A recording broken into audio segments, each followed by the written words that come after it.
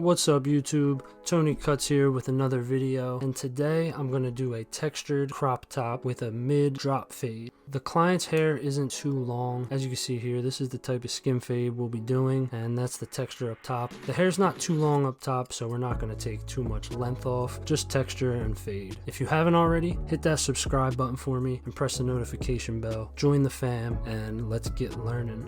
The first thing I do with any scissor cut working forward, I wet the hair and I'm going to distinguish the growth pattern. I want to know which way all the hair wants to lay, wants to grow. So I'm going to section it from growth pattern to growth pattern. Growth pattern in the back to the growth pattern in the front, which is the corner of his head. And I'm going to comb all the hair in the direction it wants to lay. All the hair up top naturally wants to go forward, and anything below that section line, anything below the part line wants to grow outwards. I'm going to make a video separately on sectioning for those who aren't that good at it, but basically you just stick your comb right in the growth pattern in the back where it starts and just guide it through to the other growth pattern and separate the hair. Once that's established, I'm going to take my scissor and my comb and I'm just scissor over combing into the foundation, basically creating my foundation with my scissor over comb. Normally I would do this with my clipper with a 3 or a 4 guard, but because his hair wasn't that long, I wanted to use my scissor and comb so I could really see how the hair is growing and see how it reacts and how it lays when I cut it with scissors. Now I go over to the other side and I'm going to do the same thing, section growth pattern to growth pattern, and distinguish what hair is growing out to the front on top and what hair is growing to the sides. Now, as you can see right here, even the hair that's growing to the sides on this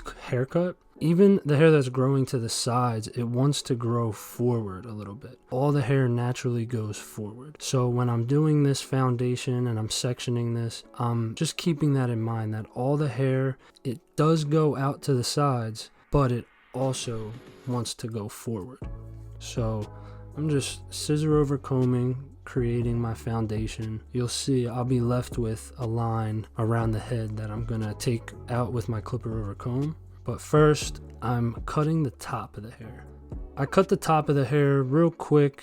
I just kind of evened it out, added a little texture by point cutting instead of cutting straight across, blunt cutting. I'm just point cutting all the way through to make it all even, but lay nice. I'm gonna add my texture at the end of the haircut for this one. So I'm blow drying his haircut to dry all the hair, make sure everything's dry for when I cut with my clippers, because you never want to cut wet hair with your clippers. It's not going to lay the same when it dries. So now I'm just using my 3 guard on the Andis Masters, flicking up into that line that I created with my scissors, cleaning it up and laying down all around the side and the back, laying that down with the 3 guard. So right now all I've done is I've just established my foundation and trimmed up the top. All I'm doing now is just laying the foundation down, and right here you can see I have that line above my foundation going into the top. I'm going to get rid of that with my clipper over comb. And like I said, I did this a little bit differently, but as you can see, I see where my foundation is and I see what I have to clipper over comb to blend that into the top. I'm debulking using my clipper. I actually am doing the clipper over comb technique with my 3 guard on there first, and that's my Andis Masters with the cord, not cordless. And I'm just debulking and getting my sides blended into the top before I start fading. With any haircut I do, I make sure I cut the top. Let me rephrase that. Any scissor cut I do the top and the foundation. I make sure all that's blended in, and then I work on my fade.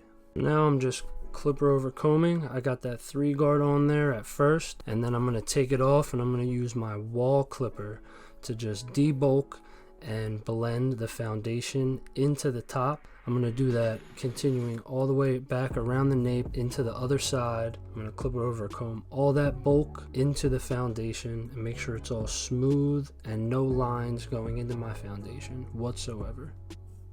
Clipper over combing, I'm just using my comb as if it was my fingers, and I'm pulling the hair out to whatever line I want to draw. I'm just cutting it with my clipper. pulling it up higher and higher the higher I go into the sides, into the top. Now once all that's blended in and smooth, I'm going to start my first guideline in the fade section, which is my skin line. I'm using my Andis T outliners cordless. I use them to start my first guideline in the fade, and then the second guideline I used my Andis Masters open, and I created that second guideline. Now I've got one line above that and the line going into the skin. First things first, I take my 2-guard and I'm gonna lighten up that top line. As you guys know, if you watch any of my other fade videos, I always leave myself with 2 lines to fade out. One on the bottom, made by the skin line, made by my trimmers, and then one up top, made by my half line, made by my Masters open. Now that I've got that a little lightened up, I'm going to take my 1-guard and I'm going to fade that out. Now, you can see all the lines that I have to fade.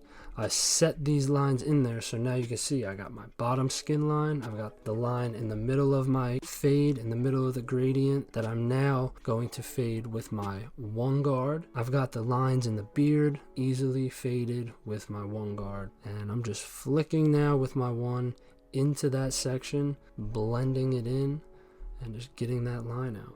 When you're flicking out this line between the fade section and the foundation, going into the foundation, when you're using the 1-guard, you're going to be using the corners to get this line out. You see how it's angled going down towards the C cup, and then going the other way, it's angled back towards the back of the nape? That's because we set our lines in at an angle going around the ear. So you're never really flicking up straight up and down. You're always flicking out to the right or to the left and using the corners of your blade to get in there and really add detail to the grains. Just something to always think about when you're flicking them lines out. As you see right here, when I set that half section in, it was quick. Even this I'm just speeding through this, like with the 2-guard here, you see I'm just flicking. That flicking motion is going to speed up the entire process and allow you to add more detail and less refining. Right now you see I have minimum refining to do, blending this into the top. Just a quick cleanup because the hair is fully dry now,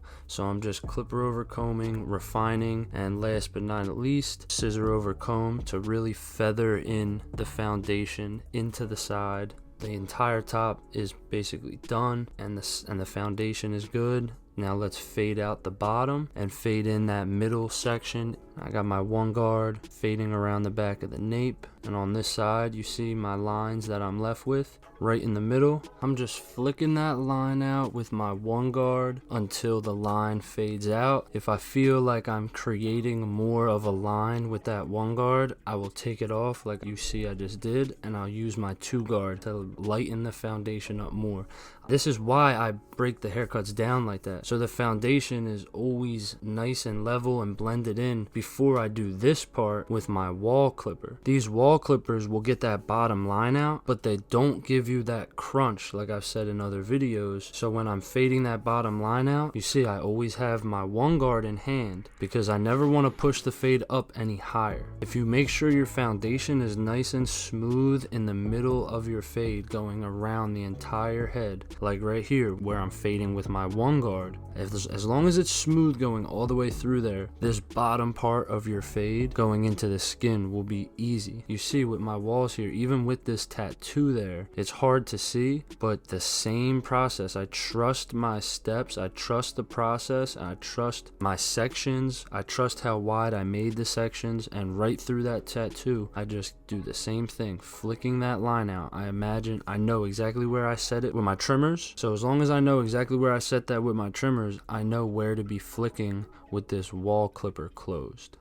As you see, I just got that bottom line out with ease all the way around, and I'm just adding a little bit of detail. Right here with the scissors, what I was just doing is just splitting the grains. So if that doesn't make sense to you, I hope that right there kind of helps. As you see, I was just cutting in between the grains of the hair with my scissors. That's what I mean by splitting grains. That just gives your fade more of a blurry gradient effect.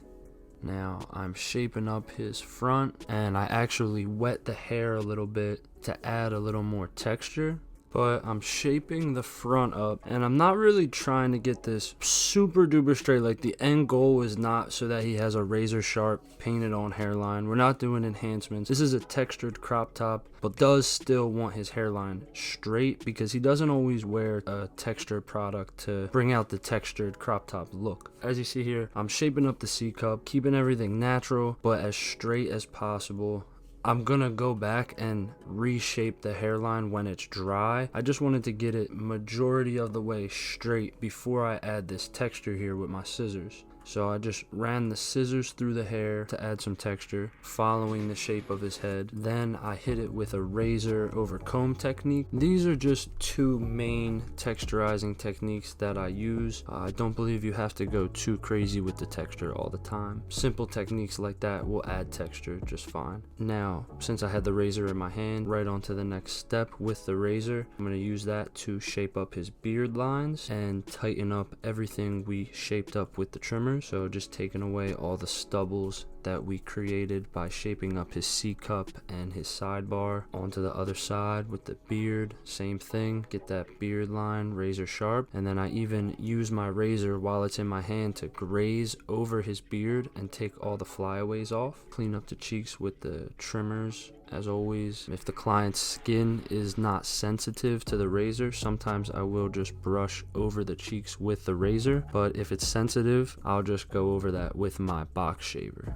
So now everything's lined up, faded, and texturized. Time to dry up the hair, making sure it's nice and sharp naturally when he brushes his hair straight without heavy product in there, because like I said, he works a lot and he's not always using this Claim 13 texturizing product. As you can see, I added that in and I just used my blow dryer to blow any excess powder out, and this is the look you are left with. Nice even flow all the way across the top, nice shape. The texture, it looks good, looks clean.